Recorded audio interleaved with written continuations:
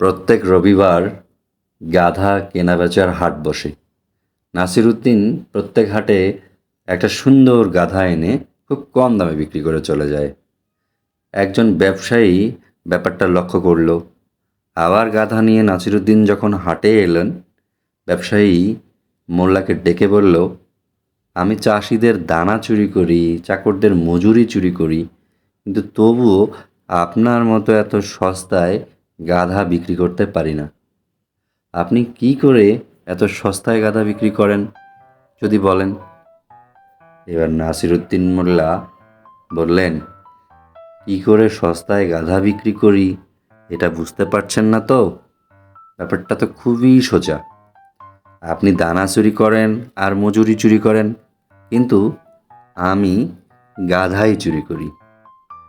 আমার মতো সস্তায় আপনি গাধা বিক্রি করবেন কি করে?